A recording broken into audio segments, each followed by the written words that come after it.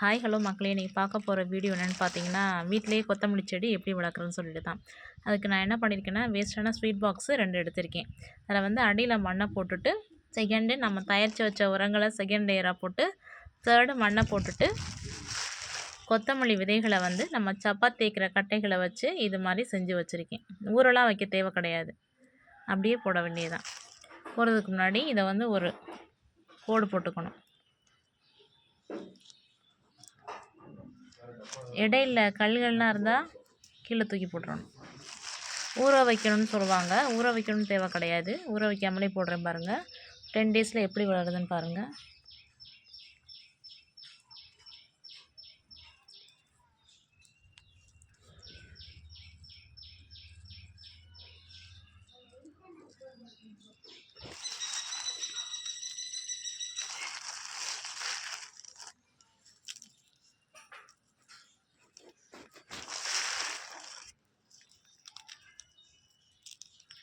போட்டாச்சு.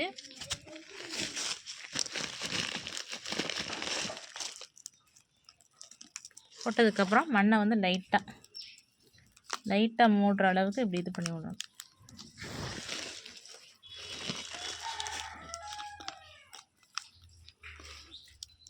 நான் ஆல்ரெடி வளர்த்து இப்போ அறுவடை பண்ணிட்டோம். அது இப்போ இன்னொரு வாட்டி நாங்கள் போடுறோம்.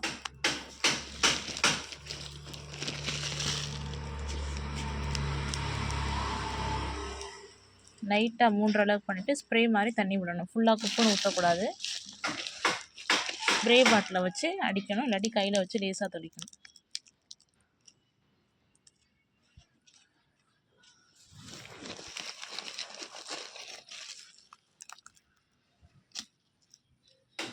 இந்த அளவு மூடி விட்டால் போதும். ஒரு 10 டேஸில் நம்மளுக்கு மல்லித்தலை வீட்டிலேயே கிடச்சிரும். அவ்வளோதான் மக்களே, நீங்களும் இதே மாதிரி ட்ரை பண்ணுங்கள். வேஸ்ட்டான ஸ்வீட் பாக்ஸை தூக்கி போடாமல் அதில் மழை நிரப்பி அதில் கொஞ்சம் உரங்களை போட்டுட்டு, அதுக்கு மேலே நம்ம மல்லி விதைகளை ஊரெல்லாம் வைக்க வேணாம். நல்லா அப்படி சப்பாத்தி தேய்க்கிற கட்டையை வச்சு 1-2 அரைச்சிட்டிங்கன்னா இவ்வளோ அழகாக வந்துடும்.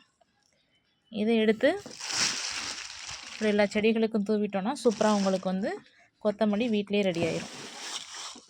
அவ்வளோதான் மக்களே, நம்ம வீடியோவை தொடர்ந்து பாருங்கள். அப்போ தான் நான் அதுக்கப்புறம் போடக்கூடிய ஷார்ட்ஸ் எல்லாமே உங்களுக்கு நோட்டிஃபிகேஷனில் வரும். தேங்க்யூ மக்களே.